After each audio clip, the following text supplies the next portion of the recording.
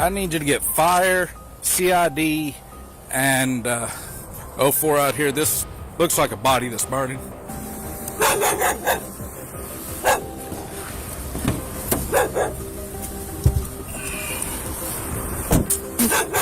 April 5th, 2023.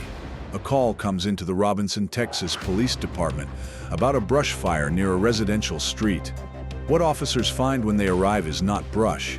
It's a human body, burned almost beyond recognition in an open field. Beside it, refusing to leave, is a white Labradoodle. No one knows yet that this dog is about to become the most important witness in the case, leading police, step by step, to a killer hundreds of miles away. This is the story of Mandy Rose Reynolds, her dog Titan, and the cousin she trusted enough to bring into her home. Come here. What I don't want her to do is I don't want her to pass through it and Right. yeah. It's okay. She's freaking out. Okay. All right. Now crab walk to your right. Hold. Here. One. He entered scene because it's flaring up to put it out with the extinguisher again.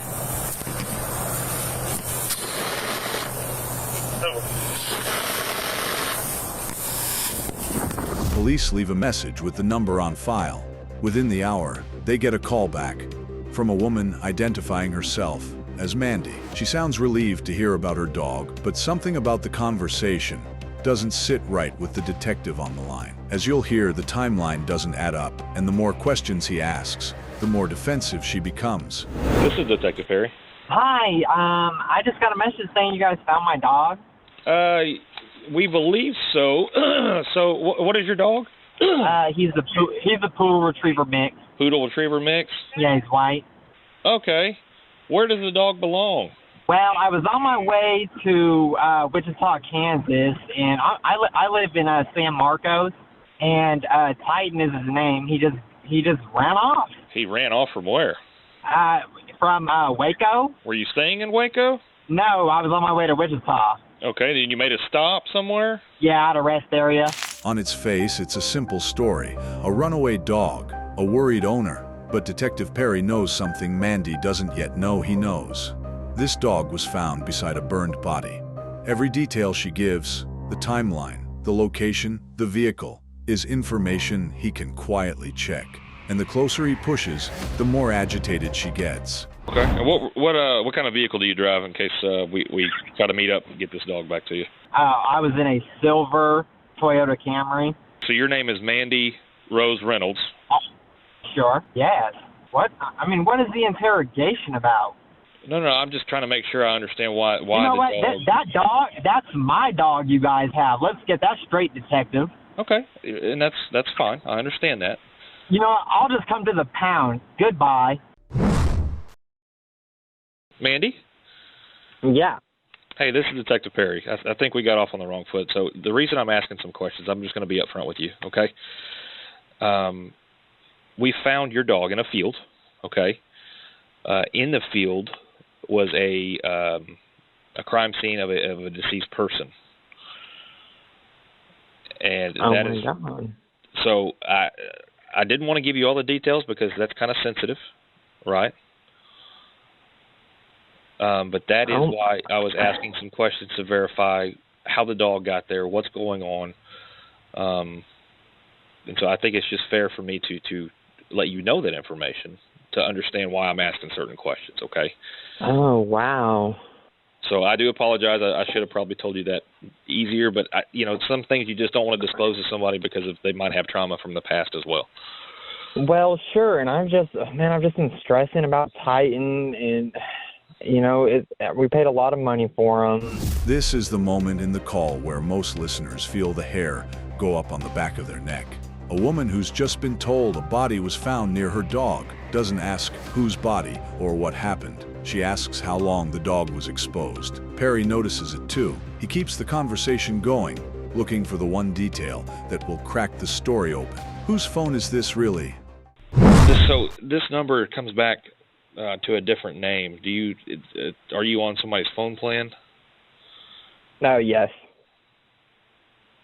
Okay. Whose phone plan are you on? This would be my fiance's grandfather. Okay, what's his name? My fiance's grandfather? Yes, I just wanted to verify. That way I can close that name off. I'm going to be frank with you, sir. You know, I'm sorry that this happened, but I cannot waste my whole day speaking to you. You know, I'll come get Titan, and you guys can cross me off your list. I'm sorry that is so unfortunate, but I'm not going to be interrogated when my puppy ran off. No. I'm just trying to verify, like I said, some information. I'm just. No, sir. No, sir. You're being very, sir. You're being very pushy. For one, for two, you're treating me like a criminal. Okay. No, I'm not going to do that. I'm really not. I'm just trying to figure out how long the pup was there. That could determine if the puppy messed with the body. If the puppy messed with the body. I mean, yeah, dogs are natural scavengers. You think my little Titan would go? Oh my, detective! With all due respect, do not call me back. Well, Titan is on a police hold. You're not going to be able to get him out. Titan is on a police hold? That is correct. Well, then I will have my attorney call you. Something is very wrong, and Detective Perry knows it. Within hours, Robinson PD contacts authorities in San Marcos to do a welfare check at the address linked to Mandy's microchip registration. What they find is unsettling. The apartment is completely empty. No furniture, no belongings, no sign of the woman who called hysterical about her missing dog.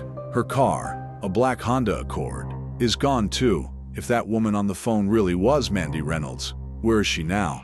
And if the body in the field isn't a stranger, investigators are about to realize the truth is far worse than a runaway dog story. The woman on the phone was never Mandy. Mandy was already dead, burned in that field days before that call was ever made.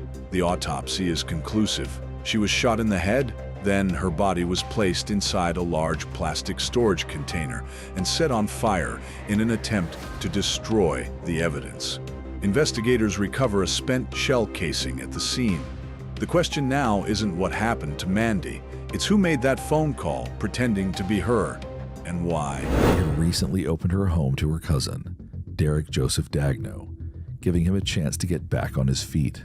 What she didn't know was that this act of kindness would have devastating consequences. Derek isn't a stranger to law enforcement. His record includes 9 prior felony convictions, the first dating back to when he was just 15 years old, including a juvenile shooting case in Kansas. Investigators believe Derek reached out to Mandy under false pretenses, convincing her to travel to Kansas so she could help bring him back to Texas. She thought she was helping family. She had no idea she was bringing a killer into her own home. Investigators conclude that Mandy had been burned inside a large plastic storage container.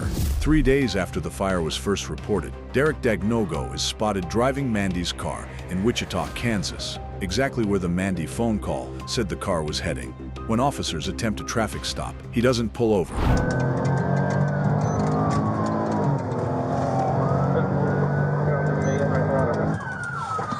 White shirt.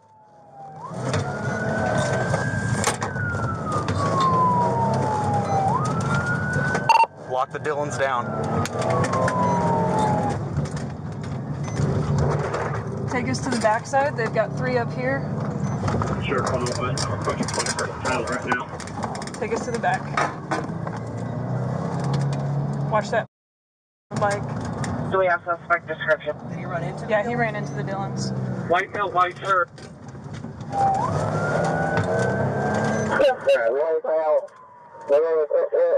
White shirt.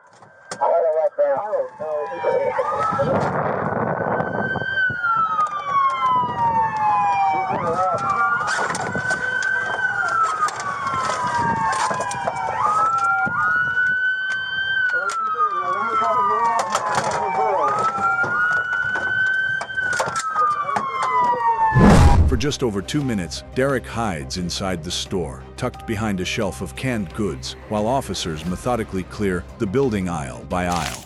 We have people in the store. We have it. Let's 283. We're in the store. Let's get a bunker in here. Oh, he's over there. I hear something yelling. Come on!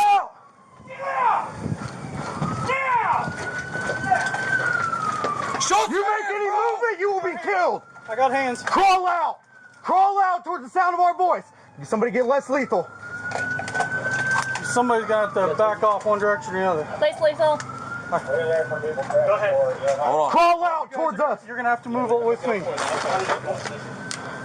Ready? Yep.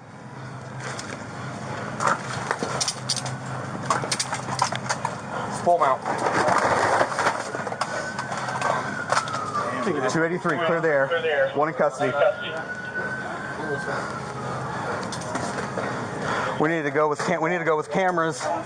Evidence inside the recovered vehicle ties Derek directly to the murder, including the firearm used to kill Mandy. In November 2024, Derek Dagnogo stands trial.